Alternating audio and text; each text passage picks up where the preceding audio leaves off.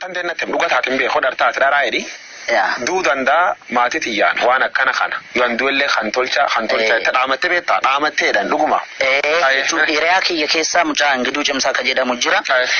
Inni hin beeka beektaa. Jechuun akkuma qoosaa godhee ittime.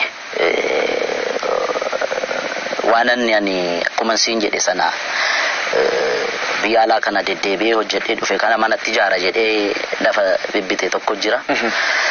Alaga kiyya isaanii wanta akkasii uumame just kana godheedhee an qaama kiyya dhiqadhee rifeensa ofirraa ciree qaama kiyya guutuu dhiqadhee dhufe agartee milkaa'es gala jettee yaadduga kun ta'e haa ta'uu baate riskii ani gaafan fudhadhu ofittuun himu namuu kutannoo hamaa keessa ture waan ta'eef yeroo gaarii carra qabeessas waan ta'eef malee nan nyaatama ture. Nyaatamte turte ayyuu baafatti. Jijjiiramin dhufee Abiy Ahmed faana gootin dhufan. Atammoo haasawa irratti bilisoomni jedhee Hacaaluu Hundeessaadhaan isin duula turan. Hacaaluu Oromoo isaati amma bilisoome. Gabaabsinaa deebis. An bilisoomeen jenne. Bilisoomne mitiin jedhe. Kanaan duras interview Dajanee faana haasofne irratti dubbadheera. Mooneerra eenyuun TPLFin mooneerra amantus amanuu baattus ganinnatiin wayyaanee Finfinneerra makiinaan ani oofu taargaa wal fakkaatu silvarii kalarii wal fakkaatu faana na hordoftee sadii taate tambo burste. Komishinar Dachaasaa Bitimaa amma komishinar jeneraal mangaagaa wayyaanee keessaa kan na baase isa. Otona qaban yeroo sanatti dhaattuu nan geessan. I'm sure. Dachaasaa Bitimaa komishinar Dachaasaa Bitimaa yeroo san magaalaa Amboo keessatti isa ture. Jara kana qabe. Ka qabe daninnatoonni kun alaabaa baa'oo qabatanii. Boru akka jeequmsi ka'u. Waraqaa barreeffame maanfileetii qabatanii. Kaan hin facaasa. Halkan walakkaa kaan alaabaa baa Bilisummaa Oromoo fannisa. Kaan footoo kaasa taargaa makiinaa fi jara. Yoo kana qabamte barsana Muktaar Kadituu bulchaa ture Oromiyaa kan qabamte asii seetaappii mootummaan naannoo Oromiyaa sin beeka daninnatichi hin beeka. Gad ergee ana ukkaamsuuf jennaani jara qabee ukkaamsee mana dhaaqaye amante jarre gadhiisii hin gadhiisuu irratti waraana hamaatu ture. Yeroo sana OMN illee gabaasee ture waan kana beektu. Yeroo otoo maallaqa akkasiiti wayyaanee nuu kenniti bar maa qarree du'aarra deemnaare. Amma sana kan qarree du'aarra deemee riskii amma sanaa fudhachaa ture sana Dr. Abiy aangoorra bahe yookaan immoo Oromoon tokko aangoorra bahe miiliina 20 naa liqeessa yookaan lafa naa kenna yookaan maaloo naa kenna mana naa kenna konkolaataa naa bita jedhee osoo yaade wayyaaneen akka ajaa'ibaatti naa ofariin kunis ture. Amma yoo haasofte of dhaaduu ta'a beektaa. Garuu immoo ijoolleen ragaa baatu jirti. Bara wayyaaneen jirtu daninnatiin manallee natti agarsiiste konkolaataallee natti agarsiiste kaan burraayyuutti kantiibaatti dhaqaati maaloo godhaafi jedhame qondaalonni mootummaan OPDO keessa jiran kan amma jiran warri gurguddaan kana quba qabu beektaa. Yeroo sanallee nama dide amma akkamitti namummaan Dr. Abiy isa biteera naan jedhe inni faddaala ture jidduutti dallaala ture parsantii meeqa argate gaafa na gurguru anummata kiyyaaf qaalii beektaa. Akkas jedhee nama. By the way, wanti bitamu, miini bitamu, mi'a qaalii bitamu, miini rakashaan bitamu. Akka gaariitti fudhadha san. Garuu immoo mootummaan Dr. Abiy na bituu hin danda'u. Okay?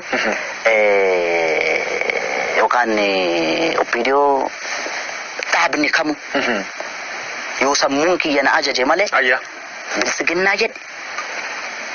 Dhaaba Oromoo warra mormu kamiyyuu keessa jedhe namni tokkoon yoo fedhiin Hacaaluu yoo keessi Hacaaluu murteeffate tole jedhe malee asiin miti asiin na murtaa keessa Hacaaluu tol jedhe no akkamitti tol jedha warri bilisiginnaani gadi ba'anii Hacaaluu binnee turre agriimantii akkasii waliin qabna akka inni afaaniin hin dubbanne kana gooneerra jedhanii gadaa baanee haa dubbatan har'as borus warra mootummaa ma biyya bulchuu miti bar warra mormutti illee qeequudha duubatti naman deebine midhaaddu kan callasiin hin jedhan Hacaaluu Hundeessaa konkolaataan inni ofiyyuu mootummaa kennee fi lafallee mana illee dhuu qabaachuu dubbatan mana dhuu qabdaadhaan Hacaaluu mana gam qabda.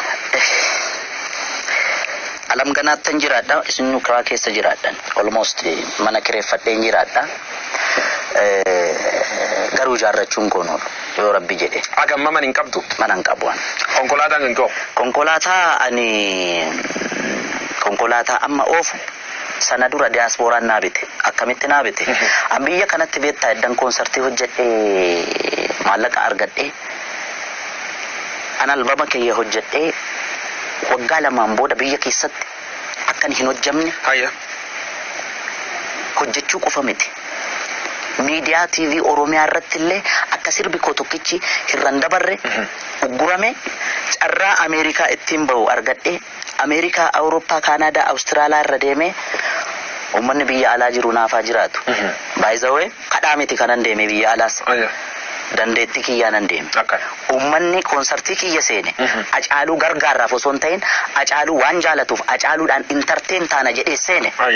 Ani immoo uummanni sun jaalala inni naa ibse hamilee inni naa kenne qofaa miti. Maallaqa seenee kaffalee seenee na laale. Kaanaadaa deemee tuurii otoo gochaa jiru asii biyya raanatti bilbilan. Abbootiin qabeenyaa Oromoo gara nama 5 moo 6 7 ta'us danda'u beekan. Maallaqa walitti buusanii sarpiraayizii na gochuudha. Makiina kan si bitan. Makiinaa kana bitan. Hacaaluu Hundeessaa meeshaa birrii akkana fudhatee mana akkana qabaa waan akkana mootummaan tolchee fedhee oloolii miidiyaa hawaasa gubbaa bal'inaan si deemu qofa qabaachuu natti himte ture. Namni gariin agartee taargeetii inni barbaadu keessa yoo ati seenuu fi baatte waan barbaade jechuu danda'a. Ololli kun eessaa kaate beektaa? Warruma qaama mootummaa keessaa baate. Ololli kun. Okay. Maal kaayoon si duuba jirtu?